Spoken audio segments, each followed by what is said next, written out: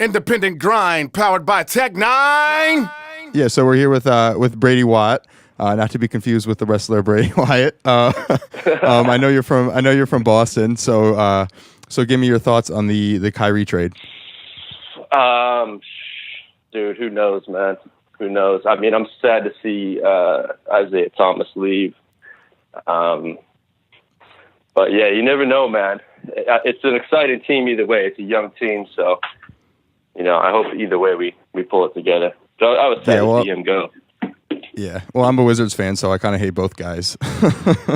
Yeah. So yeah, I know you're obviously you're from the Boston area. You went to Berkeley College of Music, which I feel like is super different for someone in the hip hop world. Can you tell me sort of what that was like and what really like the hip hop community like is there, or what you learn from that experience?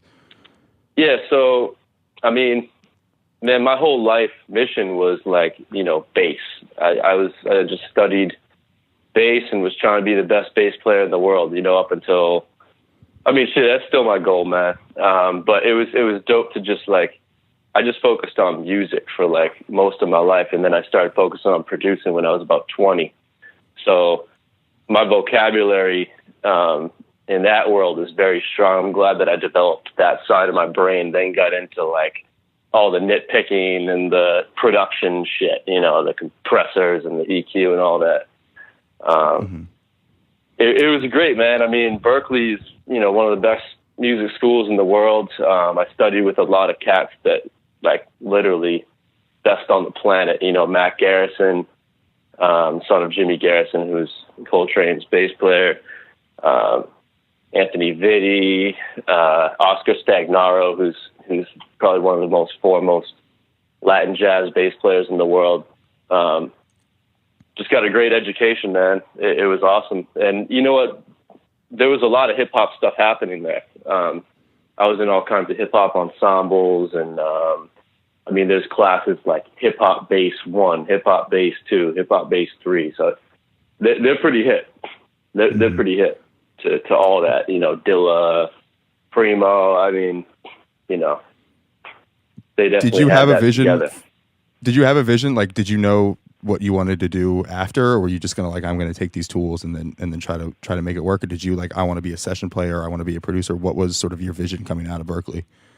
I kind of just took it each step at a time, and honestly, a lot of this stuff that I've been able to do with my career, a younger me would be mind blown, that I even know Primo or Quali and all this stuff. I mean, when these things happen to me, it's like, oh wow, These people I've looked up to my whole life.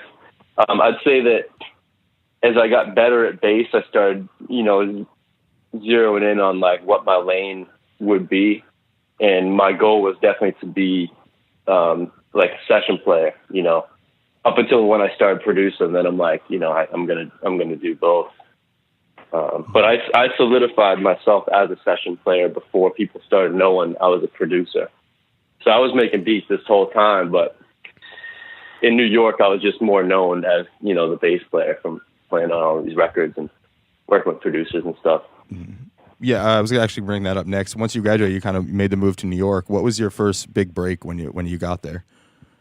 So I moved out here. I moved to Brooklyn, just kind of living on my friend's floor. Just had no money. I think my parents just lost their house. And just didn't have shit. And then I couldn't get a job anywhere. So I was answering Craigslist ads, playing at restaurants, just doing whatever I could do to like make ends meet. And this is in 2008. The economy it was just bad. It was like a rough year, just financially, I feel like, for everyone. I just really couldn't get a job. But it was dope because it just lit such a fire under my ass, because I was all of a sudden a new jack in New York, and I had to prove my worth against the best cats in the world. I mean, this is where the bad dudes are at, man. It's here in LA. So in order to eat, I had to fucking beat a lot of people out of gigs. And that's when I really started to excel. How'd you make the break into the studio, or what was like a first session you did that sort of opened the door for you? That was definitely with Skibeatz. So when I was probably 23, 24, I went to a party at Dame Dash's building, DD 172. This is post Rockefeller. This is when Mos Def was working over there. Skibeatz was the in-house producer. This is right before Currency popped. I went to a party there with my friend Olamide, and I was coming from something, so I had my bass on my back.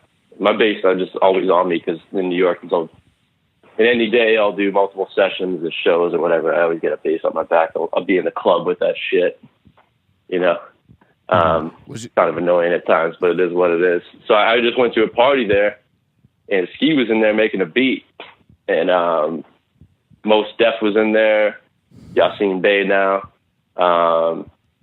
Jean Grey was writing a rap, Dame, you know, all these fucking models and all these really dope people. And I'm still pretty new Jack, you know what I mean?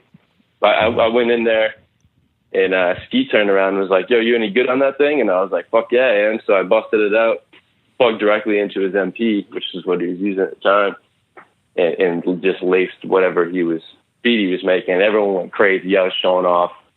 And he was like, yo, you're hired, man. Come back tomorrow.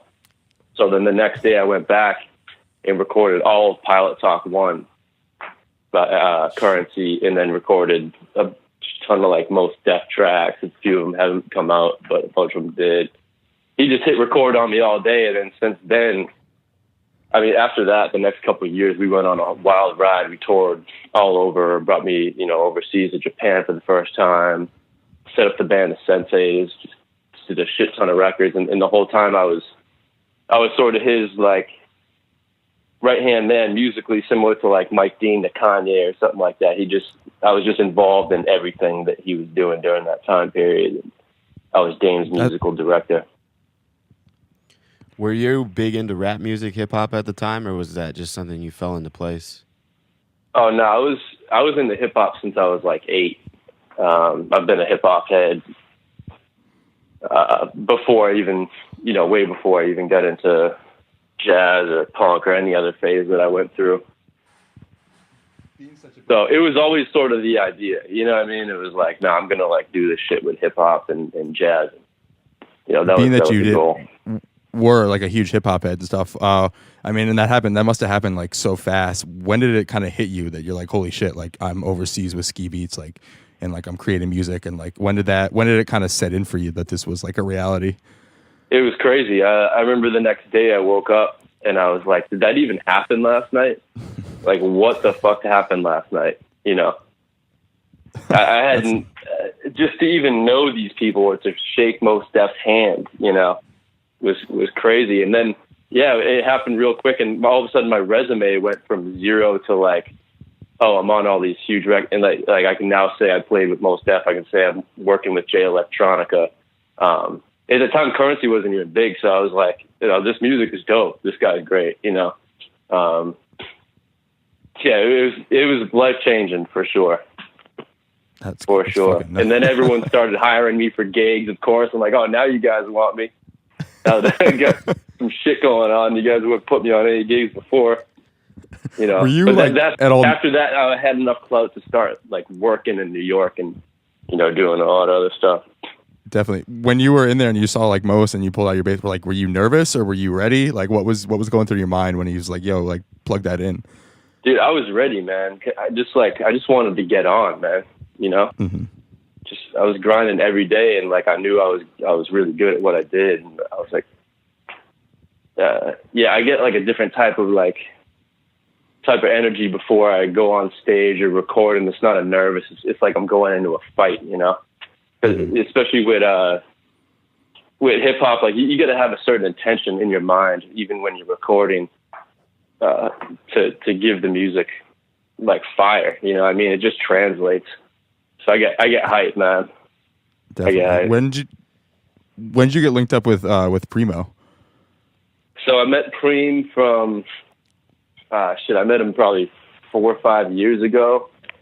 One of his engineers I had worked with in the past, and at this point, you know, I was doing a lot of stuff, and he was like, "Yo, Preem, you got to meet this guy Brady Watt," because Preem's my favorite producer. He's been my favorite producer since I was a kid. I'm a huge Gang Starr fan. you know, a lot of people's favorite producer is Dilla. He's another favorite of mine. But mine was always Preem. I love like hard shit. So he was my guy. And so this engineer, he knew I was a huge fan. He was like, yeah, I want to introduce you guys. So I went by and me and Preem just started talking music. We just really hit it off. We were talking about bass players and fusion and all this just rare shit. And it was amazing to me because I mean, I guess I knew he knew his stuff about this, but he knew all the like session players on records, and his knowledge was so deep. So we just had a great conversation. And from then, I guess I just kind of stuck in his mind. And a couple of years later, a Japanese promoter put together this whole deal to like put together, you know, DJ Premier band. And they were setting up some like famous jazz musician dudes like Taku, who's in the band. You know, he's signed to. He's really big in Japan. He's pretty big overall. You know, he was signed to I think Blue Note or Concord or something like that. So they were trying to like do this thing with him and Preem, and they were pitching other jazz guys. And Preem was like, nah, I got the bass player. Trust me, I got the guy. Brady Watt's gonna play bass. And so yeah, then he hit me to do it, and the rest is history, man. Then next thing you know, I was in Japan with him. Yeah, that's a pretty good Primo impression. Oh God, yeah. I've had a lot of practice. Yeah. I mean, I was gonna ask. My drummer Lenny, and actually, if you check on Instagram, Lenny's friggin' hilarious. Primo posted it. Lenny did a whole video of like a Preem impression. It's great. And Preem put it on his Instagram. I was like, oh shit. Yeah, I've seen him live a few times, and that definitely stands out. I mean, his voice just like carries so well, and it's like, you know, as a DJ, you got to have that voice that like bangs out, and his voice is just like perfect for it. But I was gonna ask, I just actually saw you guys live here in KC when you came through, and it's such a cool. I mean, you hear, like, I'm a big Primo fan too, and you hear those beats, and it's just like, I mean, I've never heard them that way before, and you guys take it to a different level. What was the process of like you were taking at the those? show. Yeah, well, I tried to say what's up, but it was like I missed you. But it was like, dope, I mean, man. yeah, it's incredible to hear just these classics that I've heard over and over, but hear it in such a new way that's even like bigger than they are before. But what's that process like, or how'd you guys begin to approach like taking those classics and building them out like you do? So initially, Preem put together a whole list. He had a rough idea of what tunes he wanted, and we brought those down. And you know, I learned all of them. Most of them I already knew, but I had to learn them all. And the one thing is that people don't know is, unless you're a musician, all of Preem's stuff is detuned. It's all in between keys. So I had to sit down and write, you know, this song is in A flat minus 25 cents, or this song is in D flat minus 10. You know what I mean? And I play a fretless bass so I can hit those notes in between. So first I thought that we were going to do shit like that, but then what we ended up having to do is Preem is detuning these things live. He has it like memorized, or I don't know how the hell he's doing that, but we worked it out so that we tuned all the tracks pretty much to even notes. So that was a whole thing. But then beyond that, you know, we'd be at the gig. I'm like, man, we got to do Militia, dude. We got to do Militia. And then he'd just like throw on Militia at some point in the set, and we'd hop into that. And then that's, you know, now part of the set, and half. And, you know, me and especially Lenny, we're huge hip hop heads. So we're always just like, yo, can we do this? And then we'll do it. We'll be in Chicago, bust out 6 cents. Yeah, and he just gets so many bangers, so we kept on adding. I mean, we could sit on stage and rock for like 3.5 hours, you know.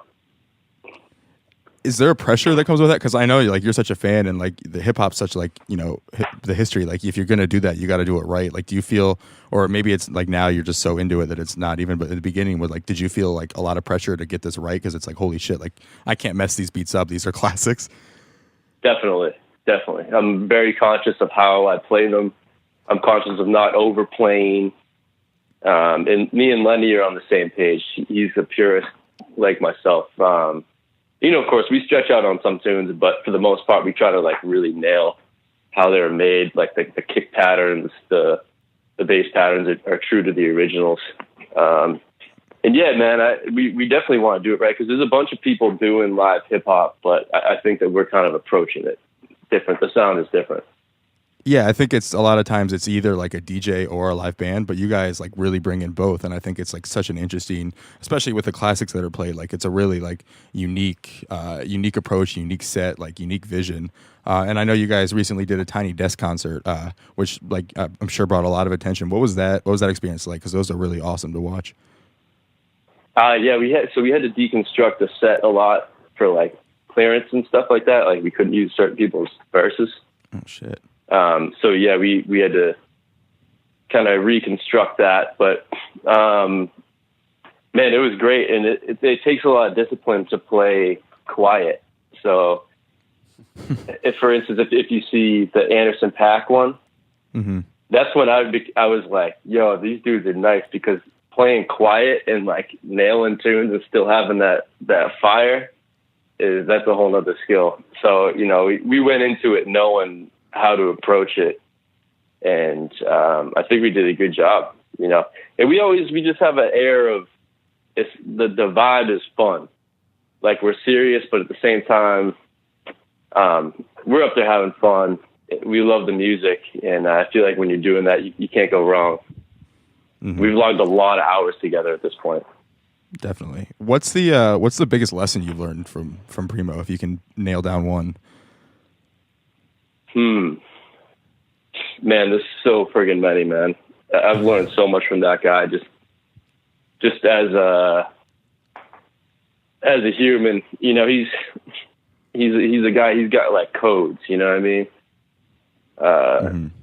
He's just shit.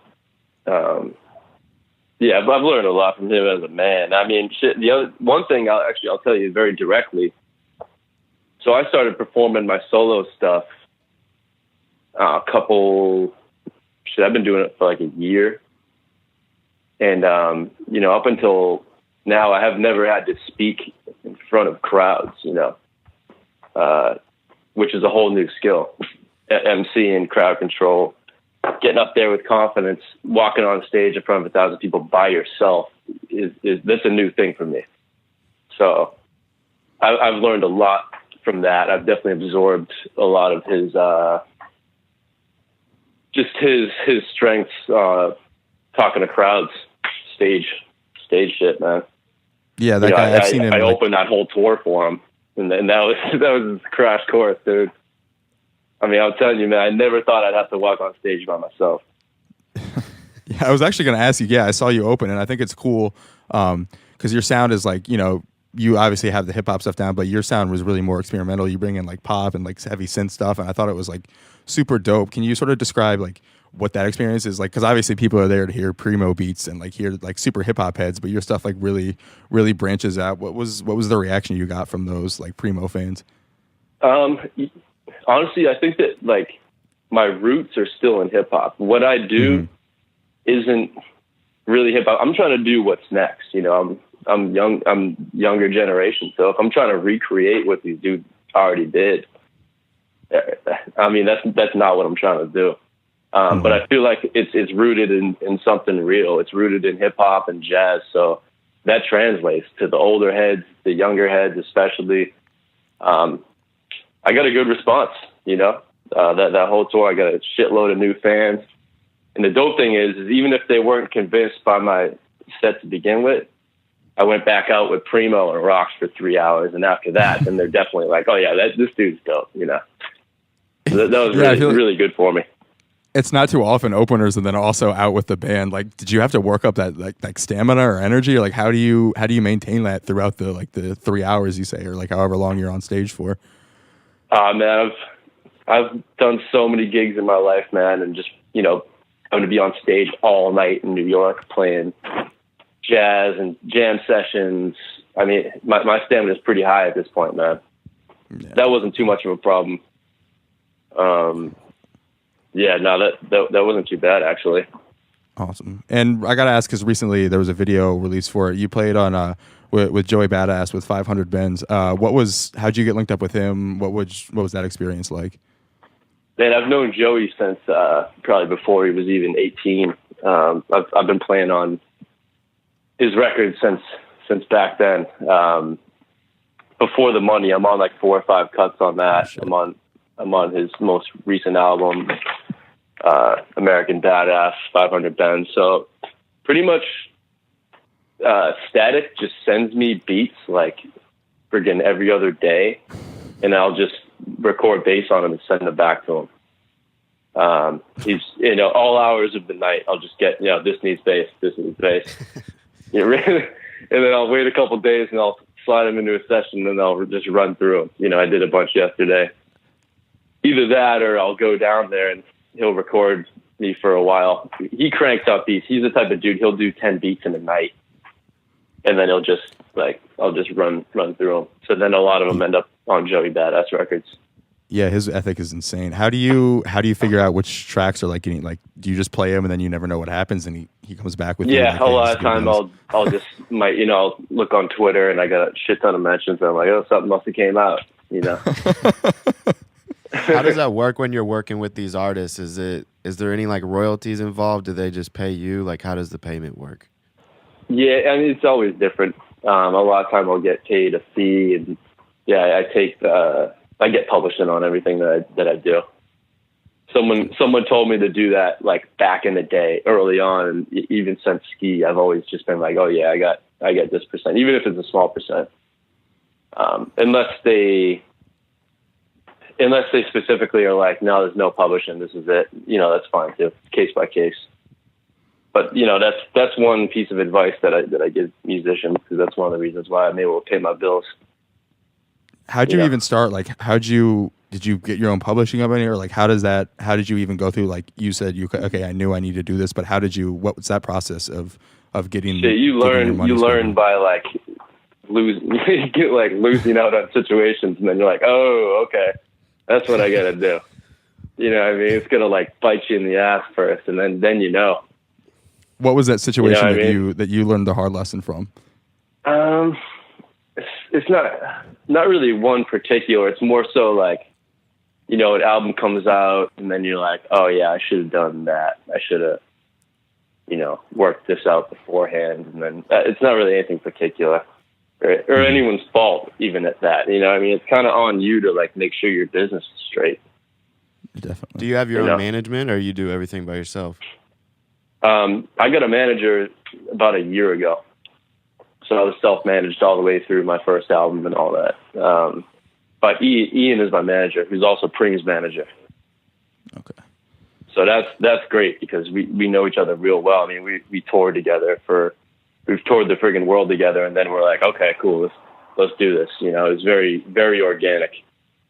I met him around when Electronics was coming out, and he was impressed with the project, and then people really liked it, and probably impressed with my work ethic, because it was just me doing all that. I was doing all the PR and everything.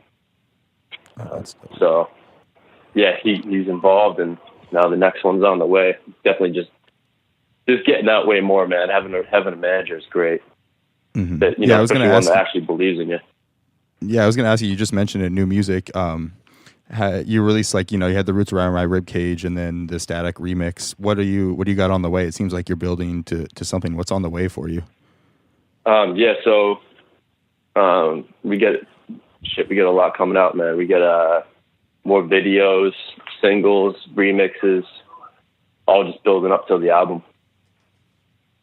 Nice. And then I gotta ask, just as a fan of it, I'm a big Prime fan. Like, that album is still one of my favorites, like, of the past decade, I think. Yeah. So I gotta ask, are there any updates on the new one, or how's it sounding? Have you heard it? Anything about that? I have heard it, man. I've heard most of it. I'm pretty sure. I don't know I can't really probably divulge. Yeah, I don't want to get you in trouble. I can tell you that I am on it. Nice. And yeah, it's fucking amazing, man. It's next level shit. They're killing it. Crazy records on the new one. Yeah, I'm super excited. That one just sort of came out of nowhere, and it's become one of my favorite projects. Of literally, as I said, the past decade. It's and now real just sort of heavy musically, man. Because it's heavy, dude. Like, the stuff he samples is really fucking intense musically. Man, I can't wait to hear it now. Shit. Yeah. I'm Yeah, just I was sort of like, whoa. closing it out. Is there? I know you've done like a million sessions, and it's probably hard to nail down one. But is there one that like jumps out at you that you like are particularly proud of, or you know, when you're thinking about like everything you've done that jumps out at you? Yeah, shit. One that ain't out yet that I just did with Preem was like, it was nuts. It was so hard to get it right. It was like, just the sample that he used changed like throughout the whole track, but mainly like the voicings of the chords, like the bass note would just be different in this one bar, all over the place, and it took me like all night to record. I recorded it at my house. It was a wild challenge. Where usually I'm able to just kind of one take a lot of stuff. Usually it's just one chord progression with this hip hop stuff. I do it comes natural, but that was a tough one. Another one I'm proud of. I mean, I love all the Most Def tracks I've played on, you know, Cream of the Planet. I don't know if they released that one though. I was gonna say you work with Jay Electronica and Most are two guys who are like notorious for holding on to their music. Yeah. Oh shit. Yeah, man. I've played on a bunch of stuff, dude, that like never came out. That's so crazy. Unreleased Jay Elect collabs with like other huge people. Yeah, dude. I'm not sure what I'm supposed to even talk about, but yeah, just like really like wild collaborations that I'm like, man, when is that coming out? That's insane. Yeah, as a fan, that's like to think of all the Jay Elect that hasn't released, all the Most Def that hasn't like. But what's that like for you as someone who plays on those songs to like, you know, never know if they're going to see the light of day?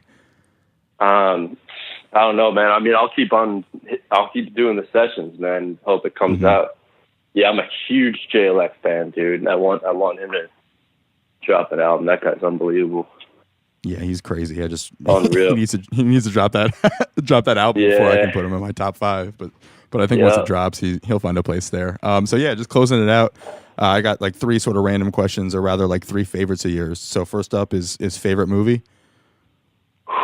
Favorite movie, Life Aquatic. Okay. Favorite bassist. Favorite bassist. Yeah. Jack of Pastorius. Okay. And favorite Primo beat. Ooh, shit. Damn. That's tough, man. That's so tough. Hey, this one? Yo, what the fuck, man? Woo! The whole crew out. I mean, I don't know, man. Platinum Plus, Above the Clouds. Damn, that's tough, dude. That's tough. I don't want to nail you down to one, but I guess those 2 work. There's too many to choose just one, I think. I'm going to say Platinum Plus, man. Just, I don't know. Just go. What is it about that one? I just like how it changes completely before the drop. Mm-hmm. It's just like slow during the whole intro, and then it comes in hard as hell. I want to start doing that one live, actually. Nice.